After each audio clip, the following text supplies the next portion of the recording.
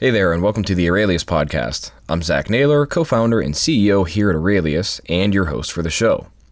This is a bit of a longer episode, but it was really cool conversation from someone not directly in the UX product or research world, but discussing a super relevant topic, empathy. On this episode, we spoke with Jason Voiovich, a fractional CMO and author of a few upcoming books about empathy and humanizing marketing. Jason has a deep background as a marketer and product creator. He's had a ton of exposure to working with data in his professional life, and he's seen firsthand how quantitative data can help and hurt the decisions we make. After some time, he decided he wanted to write more and is working on a few books about the dangers of quantitative data and the influence it's had in the world of marketing and product development. Jason has also been doing extensive research into empathy, what that means in a multitude of professions that are quote-unquote empathy heavy in order to be successful.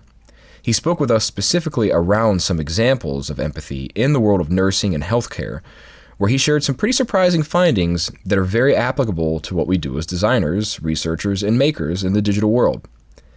Jason may not be an obvious choice for our podcast, but you'll quickly understand why I asked him to join us, given how much we discussed understanding people and building empathy.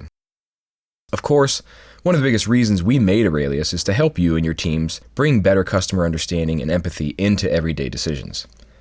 This is why we built Aurelius, a user research repository for UX, research, and product teams. Aurelius is a user research repository where you can tag, organize, search, and share all of your research data and key insights in one place. If that's something you need help with, I invite you to check it out for a 14-day free trial over at our website, which is www.aureliuslab.com. That's AURELIUSLAB.com. Okay, let's get to the show with our guest, Jason Voiovich.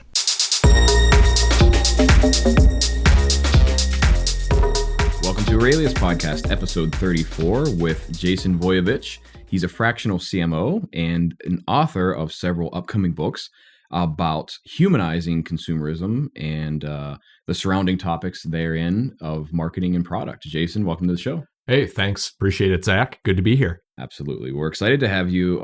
Some pretty interesting stuff that you're researching, writing about, but I'll let you sort of introduce that. And as is traditional fashion now in our show, ask you a little bit about like what's the work that you're doing right now? What are things you care about for those listening who may not have heard about you? No, that's a good question. I think, when we think about consumerism and marketing and design and, all of those issues coming up right now, there are a lot of folks writing and talking about data and how we understand behavioral economics and psychology. And there's a lot of great work being done there. But I feel, and my perspective is that pendulum swung a little bit too far in that direction. And there's so much, it's one of those things when you talk with a real scientist, not someone who talks about science, but a real scientist, and you really dig into what do they really know when they do a study. The way you can tell kind of science from scientism is real good science makes really narrow claims on very specific questions. It's very, very tight. But scientism is taking that little bit of information and making it a big deal. Now, certainly there are things like prospect theory and other good, reliable psychological and behavioral economics stuff out there. But when we think about all of the little pieces of data that we're trying to make really big conclusions out of, it's just too complicated for that. And I think the pendulum has swung too far in the data direction. My mission, what I'm writing about, is putting some of the humanity back in that and taking more of a humanistic sort of approach. And what can we learn from the humanities? What can we learn from empathy? What can we learn from design that will help balance that out a little bit? So that's what I'm writing about. That's what I'm researching. I'm finding people a lot smarter than I am to help me through that. And the fractional chief marketing officer is how I pay the bills while I do that. So yeah, that's what I'm working on. Yeah, right on. I have a lot of questions that I want to dig into based on what you just said there. But it's worth noting too that before we even go any further, we're very lucky. Jason lives here in Minneapolis. So we got to have him in person. That's not the most common occurrence necessarily with our show. So this is great. We get to have a chat in person this time. No, I like that too. It's Minneapolis is a beautiful town. Northeast Minneapolis, a great neighborhood, growing fast. A lot of really interesting things going on around here, and there's so much going on. Just for those of you who know the community, understand how fast it's growing, and understand all of the city planning and all of those things that have to go in, and actually reading about the struggles the city planners are having and the limits of the data that they can get on new housing developments and traffic patterns. And they've had to go and actually talk with people like us who live here to find out what is really going on inside our heads. And I've been interviewed a couple of times, moving into the Northeast Minneapolis neighborhoods, and it's been really interesting to hear the kind of questions about, oh, well, you must be a, millennial with this type of job and this type of dog at home. I said, well, actually, my wife and I are in our early 40s. We're empty nesters. We had our kids early. They're in college. We downsized. We sold our house in the suburbs. My wife's allergic to animals, so we can't have any, but dogs have essentially taken over our building. And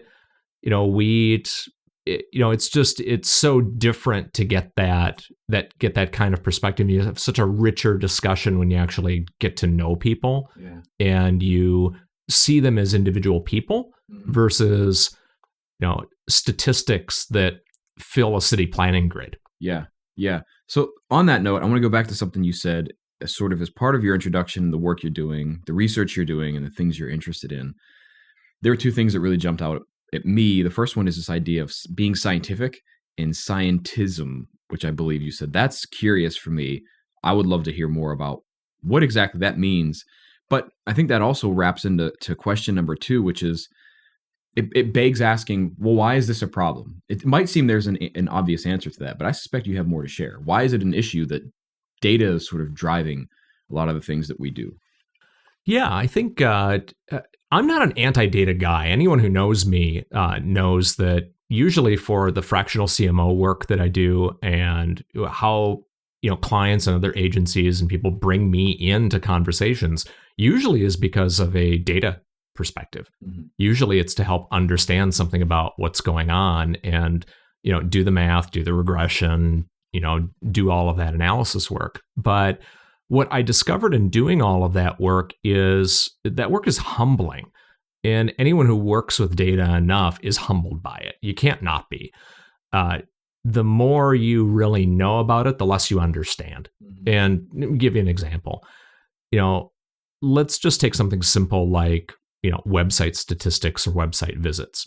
Most of the time when you talk with a software vendor about what they can do for you and how much data they can give you, and like, hey, we can track the IP addresses of the people coming to the website, and we can reverse engineer where they're coming from, and we can tell you where they're going on the website. And it sounds really great. But when you actually dig into that data and you look at, out of the 1,000 visitors that are coming, how many people can you actually do that with? Well, what you discover is a huge chunk of them have privacy turned on, or they're going incognito on their browser, so you can't get any of that. That's all masked. And a huge chunk of those folks come from Comcast or AT&T or Verizon. Well, who do you think those are? That's the ISP they're using to access the site. So when you really boil down, what can you really learn about all of those 1,000 visitors? You might only learn that the truth about 40 to 50 of them. So in those 40 to 50, well, what percent of the total is that? That's maybe 5% of the total. Flip that on its head. That's 95% of the visitors to your site. You really don't know much about them at all, other than what they're doing once they're there. So the more you actually dig into that data and you look at it and you struggle with it, the narrower the conclusion you can really draw. But scientism is all about taking that 5% and kind of blowing it up into, it's kind of the tail wagging the dog, or in the case of where we are now, the tail wagging the cat. Same problem either way. And that's my issue with kind of scientism and data in general is we actually know so little. about what's going on. And we need to supplement that with not only some common sense. If common sense were common, everyone would have it. But we can use tools. We can use design tools, and we can use empathetic tools, and we can use these things to help us supplement that knowledge and help us make sense of the limited data we really do have. Yeah. All right. So this is interesting. Just to recap that, at least the high points I'm taking from what you're saying, Jason, are that the problem with data and whatever quote unquote data driven decisions right now is that it's actually not that reliable. It's this false sense of confidence that doesn't necessarily represent the people you're trying to serve. And hey, wouldn't you know, going back and actually talking to them helps really round that out. And it's something maybe we've turned a deaf ear to in favor of data. Well, it's so much easier. I've not only have I been on the agency side and the consulting side, but I've been on the other side of that too. I've been in the CMO's chair. I've been in, executive suites and, talked with CMOs and CFOs. And it's really hard, if you want to talk about, here's the idea we have about these customers, and it seems fuzzy and it seems contradictory and it seems complex. And that's how people really are. They're complex, they're fuzzy, they do weird shit. That's what people do. Right. But most of them, if you think about, well, where do most CEOs and CFOs come from? What's their background? They're usually operations people or they're finance people. And if you think about, well, what makes them feel secure and feel safe? It's things that are measurable and discrete and specific. So if you run a shop floor or a manufacturing environment, there isn't a whole lot of fuzzy in there. At least there shouldn't be. Mm-hmm. So you can measure pretty much everything in there, and that's what Six Sigma is all about. Mm-hmm. So measure, improve. It's a wonderful idea. It works really well for variables you can control, and works really poorly or a lot less well. Not poorly, but a lot less well, and it gives you a lot less certainty with people who don't need to do what you think they should do, or as soon as you think they're doing something, know that you're doing that and do something else just to kind of screw with you. Fascinating. Okay, so you've been doing a lot of research about this. I suspect you have some ideas how we turn this around.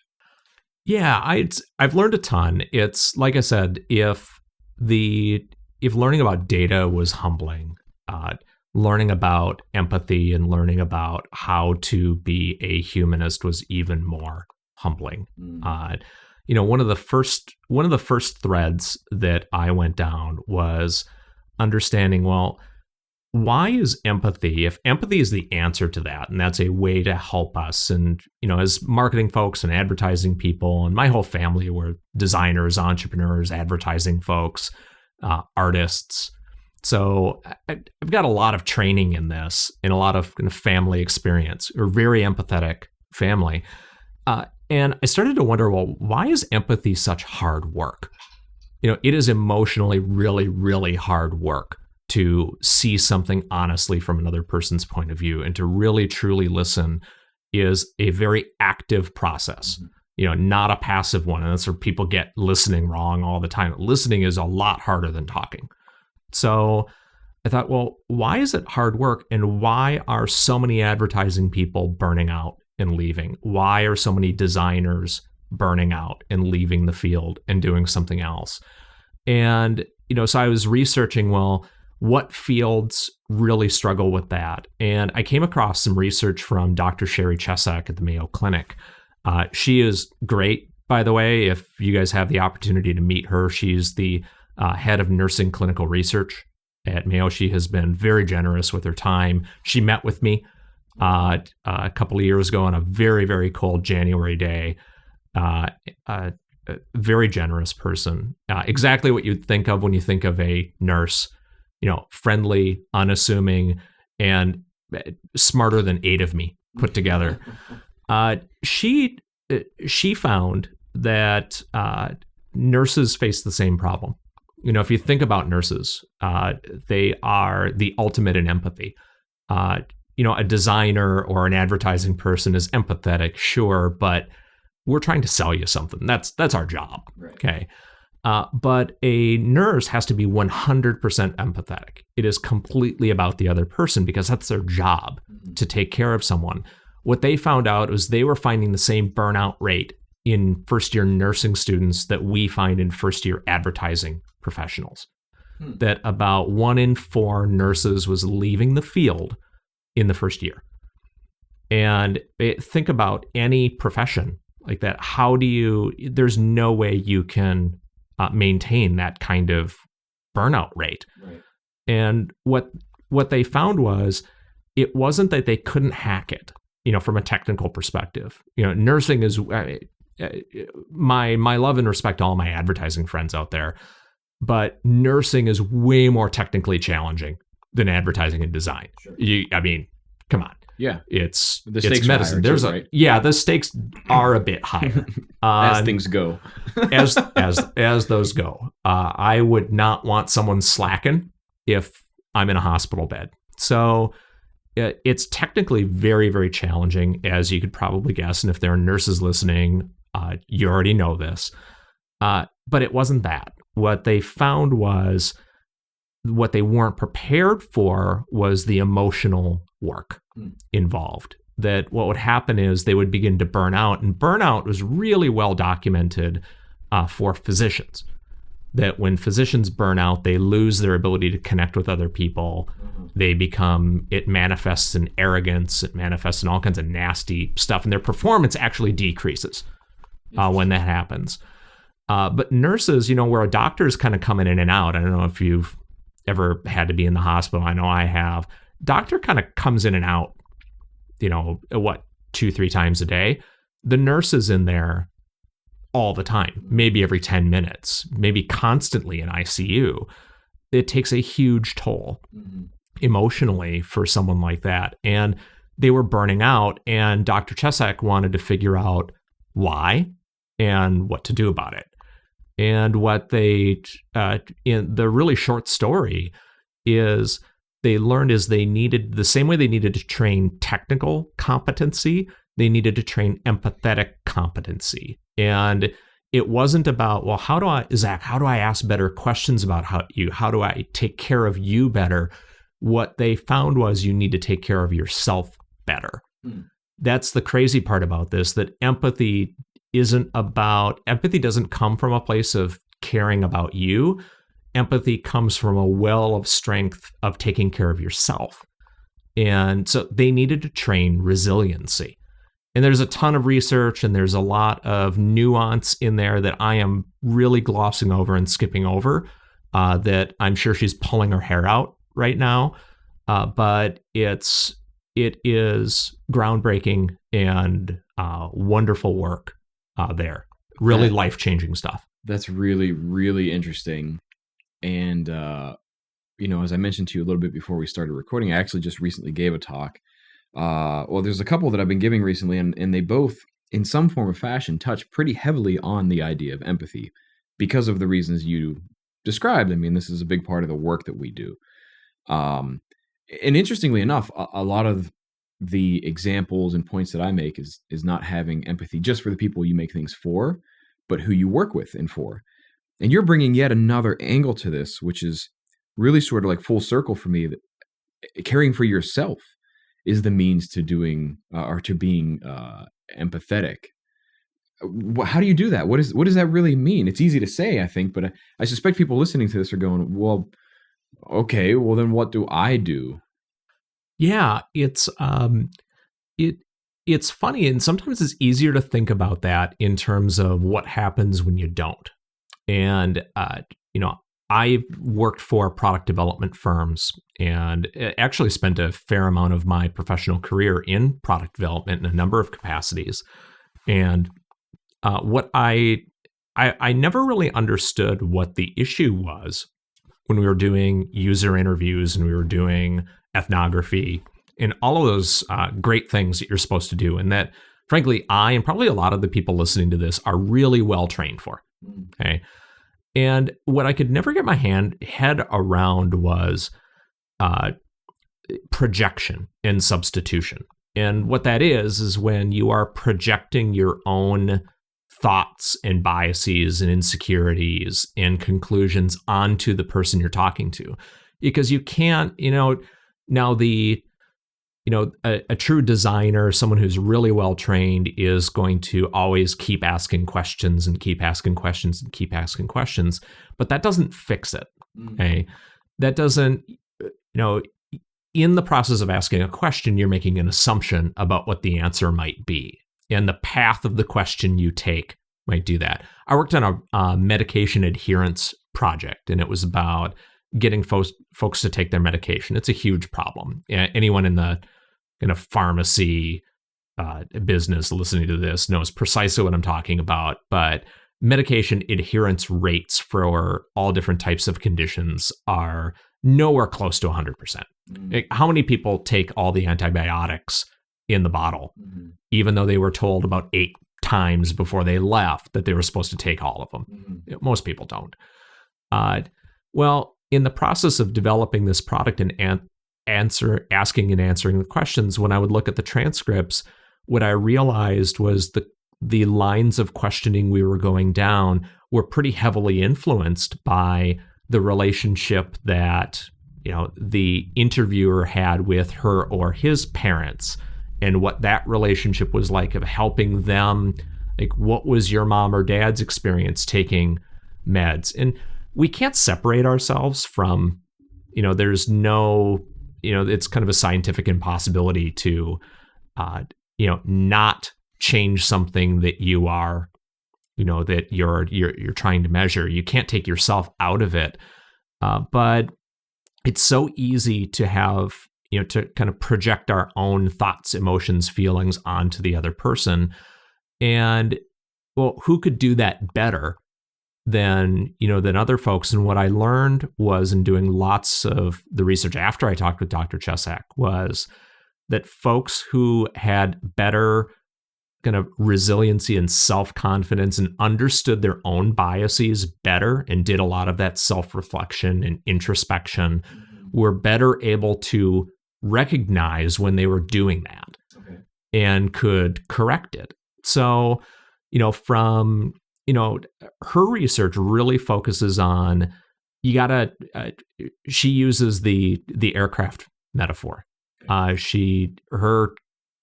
The first thing she said to me is just like, well, this can be really hard to understand, but think of it this way. What does the flight attendant always tell you when you get on the plane? Put on your own mask before you help someone else. You can't help someone else unless you help yourself first. And she and Dr. Amit Sood at the Mayo Clinic as well, who runs the overall group there, they work on stress management and resiliency and gratitude exercises, and really learning how to take care of yourself. The more secure you are, the more empathetic you can be. So in your case, Zach, when you think about, hey, you've got to think about who you're designing for, the people you're working with, I would encourage the people listening, the research is pretty clear. You got to do both of those things. And you also have to think about you as the designer. How are you taking care of yourself? Because the better you do that, the better you'll be able to see what the need really is. And better able to, if I'm in a really good, secure place, I can listen better to someone else because I don't have the insecurities in the way. Yeah. Am I making sense? This definitely does make sense. It's just the thing that pops into my head then is, this is pretty big stuff. This isn't anything that I've heard anybody talk about that should be done to, because what you're talking about here, I'll just take a step back. What you're talking about here is like everybody taking care of themselves to really take care of each other. That's like the high level theme I hear here, right? Yes. And so the thing is there, like this goes far beyond just how do we do better research? How do we build better stuff? This is like, how do you treat yourself and understand yourself better as a means to then become the servant and companion in the world that you can be? Your job just happens to be a designer, and in many cases, you're expected to do that in very impactful ways. Yeah, I think being a designer, something that's unique, and my dad was a designer. I don't have, his talent in that, but I work with a lot of designers, and I consider myself an artist and a writer in that way. And I think it's easy in those fields because those are high empathy fields. Nursing is one, design, police, law enforcement. There are a lot of high empathy kind of fields. That's where you tend to see it first. And I think we're kind of on the front lines of that fight, where if we can't do it, the chances of your average, accountant being able to do it are a lot lower. So I feel like we need to lead the way in really understanding that better and better and taking care of ourselves better and better to show other people that it can be done and kind of lead the way. Because I think, bringing it up a level, and I think it's, it makes sense to do that. One thing that I've noticed, and gosh, you'd have to be under a rock not to, is that just how much anger and rage and frustration there is in our culture right now. I'm a subscriber to the New York Times. You hit CNN, or I'm in the gym and there's Fox News on, and you can't help, spend 10 minutes on the New York Times, spend 10 minutes watching Fox News, whichever, whether you're right or left, you could do the opposite thing, like do both. There's no way you could not feel that anger and that rage and that frustration kind of wash over you. And when you're done, those programs and that media they make you mad. It's kind of what they're there to do, because they figured out a long time ago, that's what gets them clicks. It's what keeps viewers engaged. But sort of to blame them is a bit of a red herring. It's not their fault. It's that they are reflecting what we are right now. That it's, how else do you explain, the movements going on? Justifiable rage and anger, but so much rage and anger that those things are the enemies of the empathy. They're the enemies of us understanding other people, because when we feel that, think about this. If you've been in a user research project and you're doing an interview with someone and you're mad and you're frustrated and you're angry, let's say you're driving to the interview, you're going to do some ethnography, you're driving to the person's house, traffic was bad, you're listening to Fox News on the way, and you're all whipped up, and you get there. Are you really going to show up for that interview? Are you really going to show up for that conversation? And the answer is like, well, yeah, I'm a pro. I can do it. I can be there. I'm going to tell you what we do know from the research tells us you can't, and you won't do as good a job. And I think it's more than just design. I mean, think about all the different aspects of your life. You come home and you're angry and you're all whipped up about something. Are you a good husband, son, father, brother, wife, girlfriend, daughter? No, probably not. And it's not helping us. So I think there's a lot to what Dr. Chesak is trying to tell us through her research, that she, like a good scientist, is answering very narrow questions and really trying to hone in on, does it make sense? Does it help nurses to train them on resiliency? But, I am not bound. I'm not a scientist. So and I recognize that I am performing a little bit of scientism by doing this. I'm taking something small and seeing how much bigger I can make it. And I recognize that. But I think it's important. It's an important discussion to have. And I have a feeling that folks listening to this are probably spinning around in their head, like, holy crap, I just haven't thought of it that way before. Yeah. Because I know I hadn't. Yeah. I certainly haven't either. And that's why this is a pretty intriguing conversation to me. the one thing that kind of just came into my mind too, as you were sharing some of that, Jason, was we started this by talking about data. And so how does that come back into this, right? Where taking care of yourself, and like, how did we get so far away? Is it because our focus, or that pursuit and a false sense of confidence in data? I think so. I think there's a lot to it. I don't think there's one answer there. But, if you think about it and you kind of follow the path on, you follow the data path, and it's not a bad path, but it's not what people expect. People expect that when they learn more and more and they get more and more data, that they will have more and more certainty. Mm-hmm.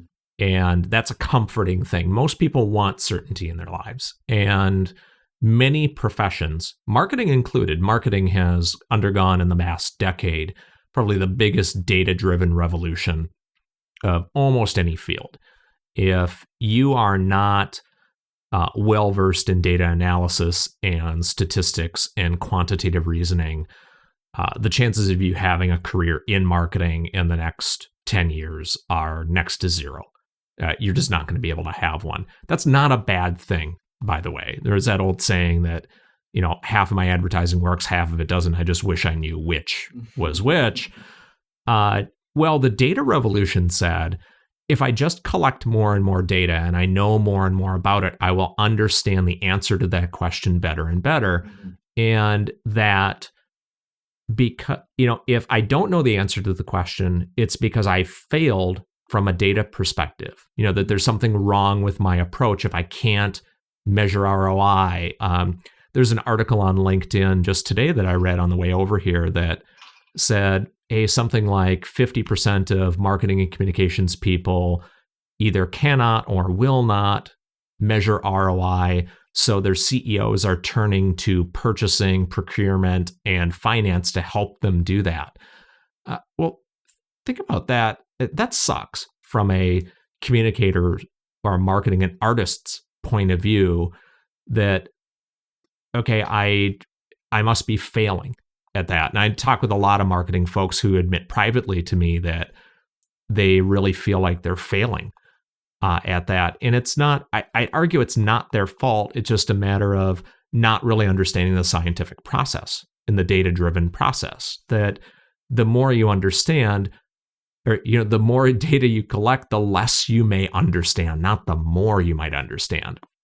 So the more marketing folks and designers, frankly, and other artists have gotten into data, the more they realize, wow, human beings are a mess. We are really complicated and we do weird shit. Mm-hmm. And we do really unpredictable things. And the moment we think, oh, I can use these words to get you to click on the email headline, well, that only works for a little while until people figure you out. And they're like, oh, I'm not going to click on another headline that says just this one weird trick. Remember that? Mm-hmm. That was a thing for like 18 months, that was the headline that got you to click. Well, now it doesn't work. Well, of course it doesn't work, because we figured it out. So it's this kind of weird cat and mouse game where you just understand.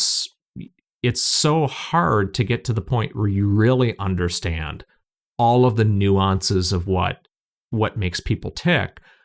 And, it's no big surprise to me that,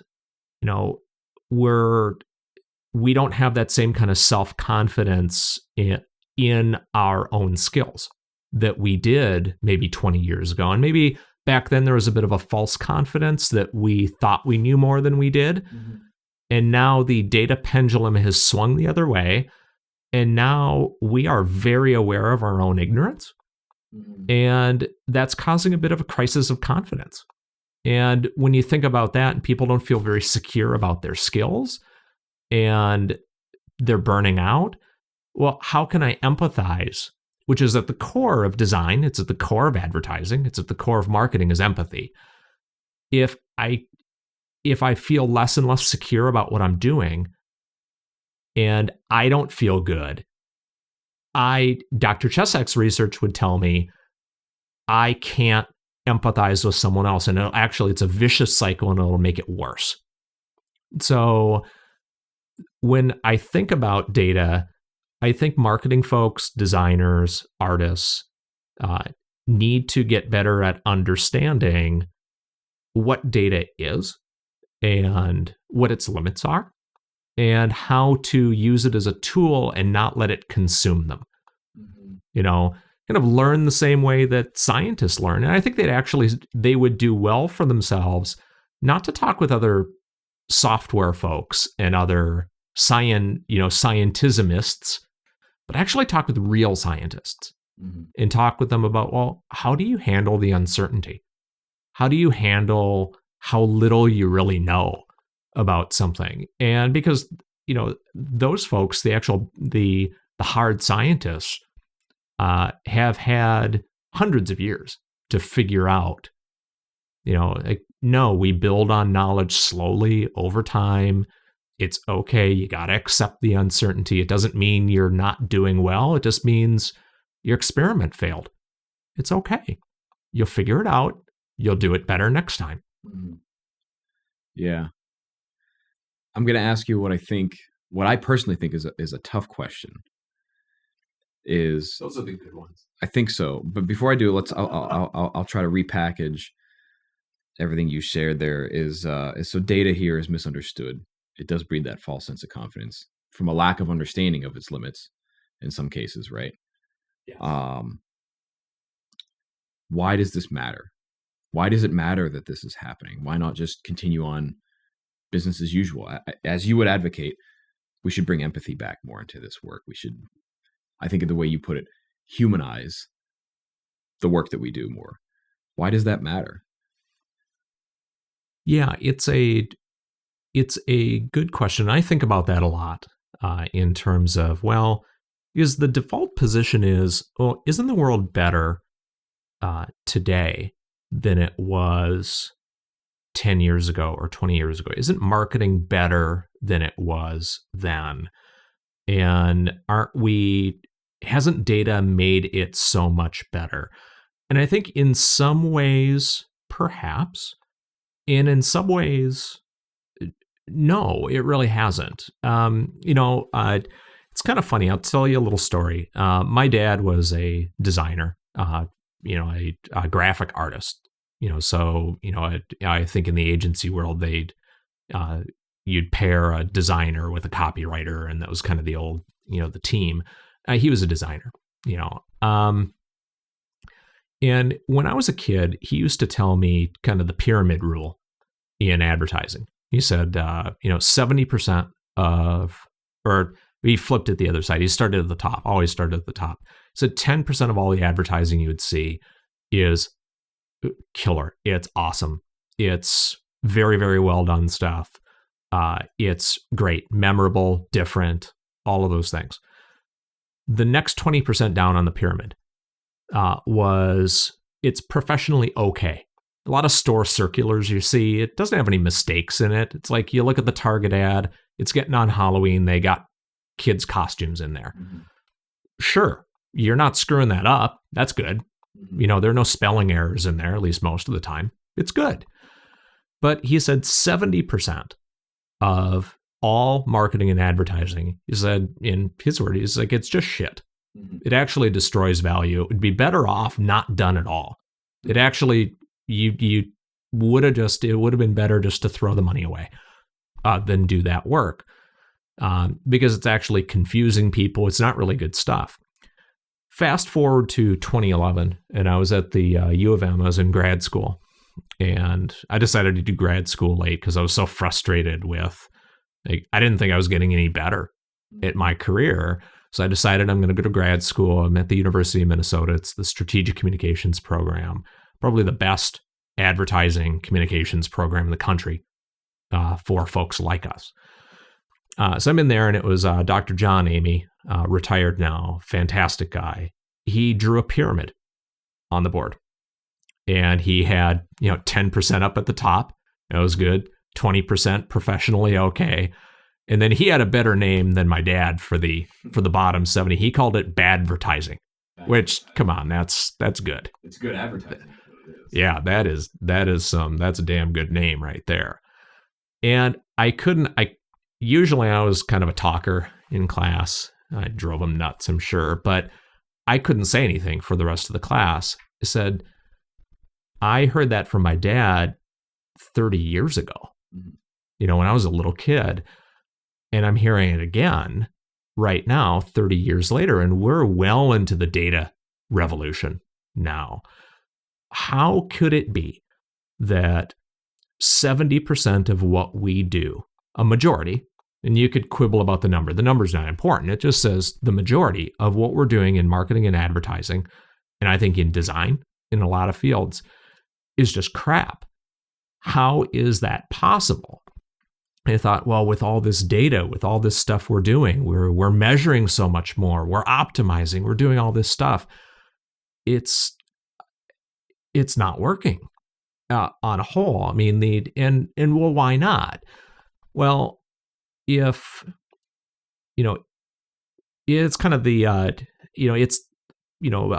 Hawthorne effect, really, when you think about it, and that's that old idea that when you observe something, you change it.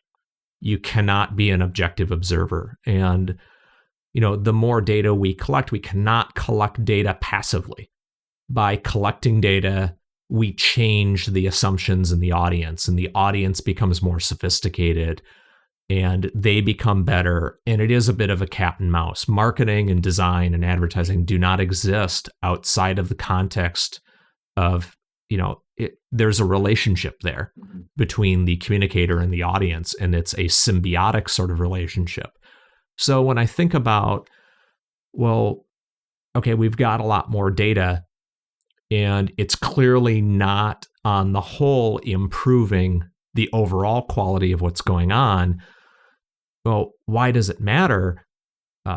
We want to get better.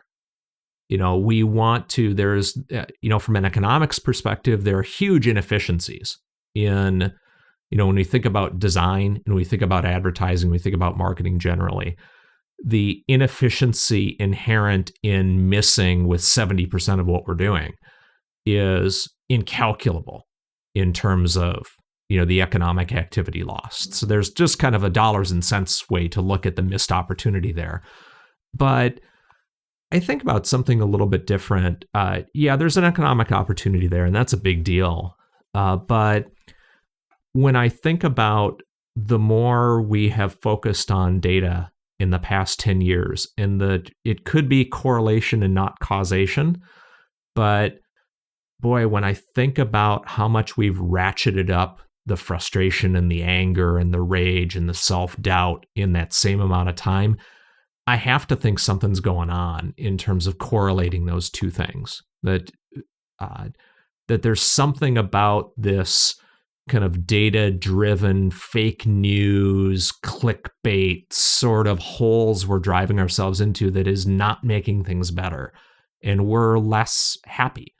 And, it was so important to Thomas Jefferson. It was kind of one of the big three, right? Life, liberty, and the pursuit of, happiness. It's a big deal. And I think the biggest deal is we're becoming more and more unhappy. The more unhappy we are, the less able we are to do our jobs. And I think it's just the designers and the advertising folks who are just on the front end of it, because our jobs are so empathy heavy that we're going to be the first ones. The wave is going to hit us first. But it's coming for everybody. It's just going to hit it hits nurses. It hits caregivers. If you talk with anyone who's caring for an ailing parent, or, I've heard those ads, hey, if you're taking care of a parent, you're a caregiver. Heard those ads? I've heard those ads. It's hard work, and it's hitting them first, but it's coming for the rest of us. And I think we have a responsibility as people who are aware of it and who live, whose currency is empathy in terms of what we sell, what we do for a living. I think we have a responsibility to help change that. Big takeaway there is there's a lot of stuff that isn't very good. And it's because it probably lacks empathy. And that leads to anger and just a generally less productive society? Yeah, I think so.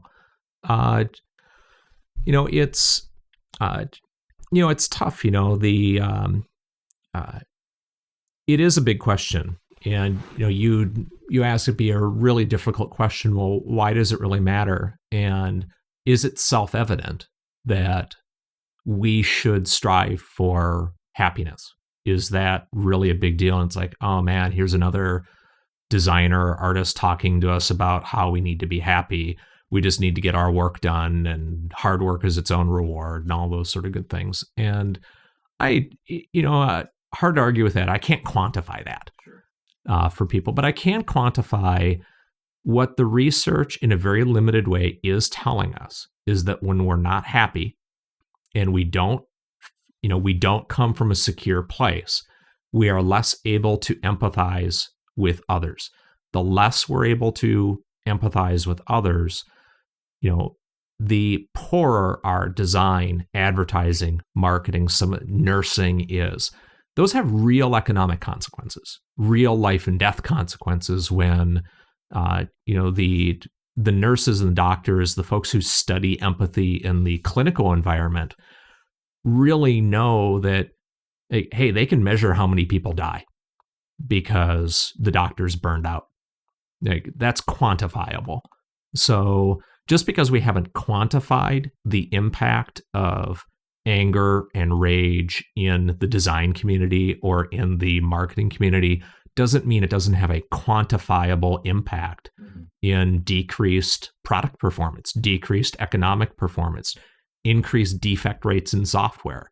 All of those sort of things have yet to be quantified, but that doesn't mean they are not real. Yeah. I'll share one more thought before we kind of start wrapping up, because I want to be respectful of your time, Jason. But one of the things that I really pulled out of all of that, particularly the pyramid story, which was interesting, is 10% is great, 20% is professionally okay, which means acceptable, useful, even valuable, arguably. Yes.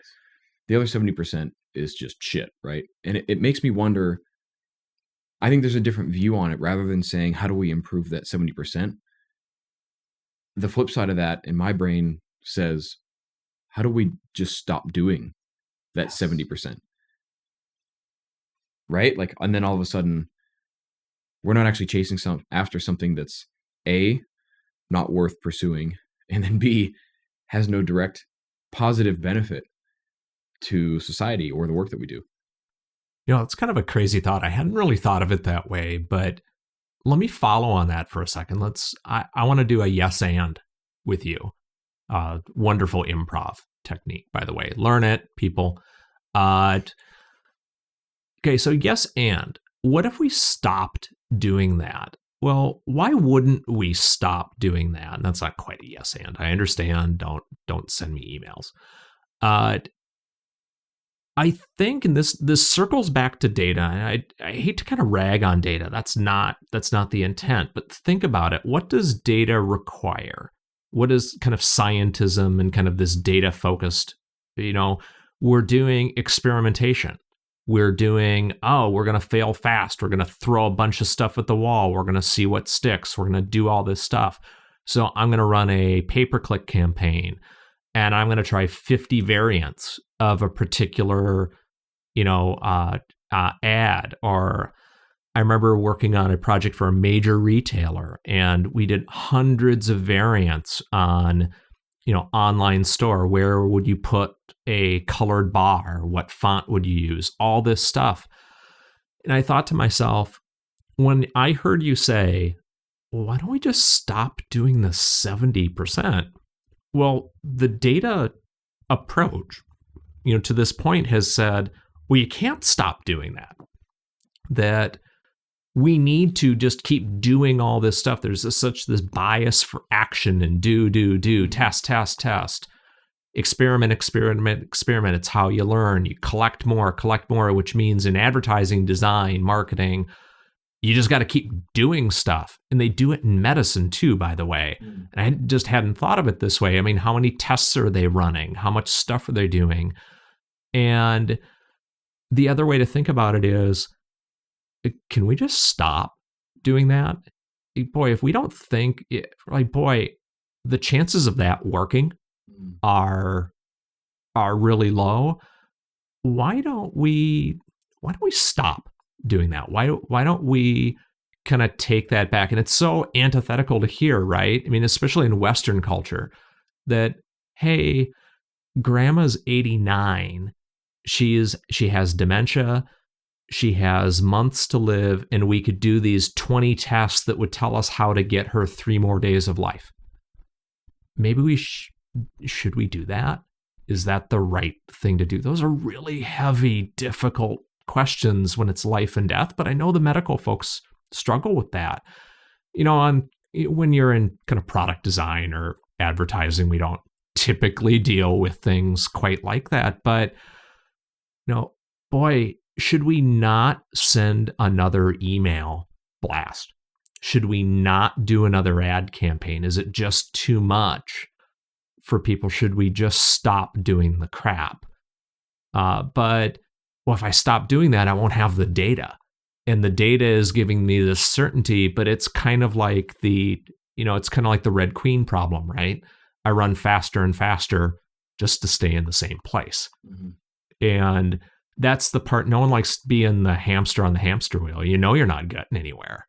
And that's kind of how, when I think about data and kind of scientism in professionally applied in my field, I feel like it's a Red Queen problem. We are racing and racing faster and faster and faster just to stay in the same place. That's interesting. The only other thing I would add to that, so yes, and I wonder if the 70% of just shit work actually justifies the means to getting to the 10% that's really good. So if we were to stop doing the 70% that doesn't matter or isn't effective or isn't valuable, would that ever push growth to get to that effective 10%, that really good 10%? Because if only the 10% was happening, there's not enough learning to happen to continue the cycle to even allow for that 10% to have a future. Does that make sense? Yeah, and that's the intuitive part that I think that I'm not sure is true. When you see it, I'd ask us to think about when you see the 10% happen, whether that's in a product design or an ad campaign or patient care or whatever those kind of high empathy jobs are. When you see the 10%, they're learning inside of that 10%. Mm-hmm. It's not as though, hey, they're doing the 70% crap to get to the 10 that's good. No, when you when you see it, when you're on a project, and I've been on a few of these, and they're special in your career when you're on one, that, yeah, you might be having little failures along the way and you're learning a ton. You're doing little experiments here and there, but it's different than just throwing shit against the wall. Mm-hmm. It's not like that. And people who have been involved in great software development programs or in great ad campaigns or develop great products, that 10% is kind of a magical place where experimenting and learning absolutely happens inside that brilliance. So I'm not sure that we need to do the 70%. I'm not sure we need to wait around in the cesspool in order to learn where the edges of it are. Especially when I think we know better. And that's where that humanism can help us.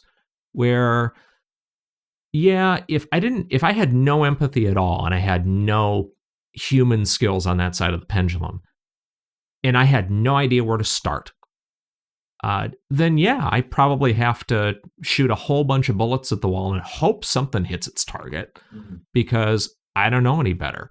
But I think the human side of it can help us say, here's the big pile of crap over here in this 70%. Why don't you aim for the 30? And I think that's what the human side of it can really help us do. Help us just aim in the right place. It's not to say that you don't slip and you don't fall in the pool of crap. I know I have professionally, when I was aiming for the good stuff. But I think that's really the role of humanism in that is we can use data and we can use learning, we can use experimentation, we can use all our empathy tools to not have to worry about being over on that other side as much. If that's making sense at all. Sure. No, it does. The why empathy matters is that it helps separate the 70% from the 30%. That's the punchline there. So that's great. Jason, I want to be respectful of your time because we are certainly running up to the end of it. If I were to ask you, out of everything we discussed, what's one thing that people really ought to take away? What do you think that would be? Yeah, we kind of had a heavy talk, and anyone who's still sticking with us at this point, God bless you. I love you vicariously. This is a lot, and we got into some heavy territory. But I'm drawn to Dr. Chesak and her work, and I can't help but think, put on your own mask before helping others. And, taking time, I was binge watching Queer Eye a few weeks ago.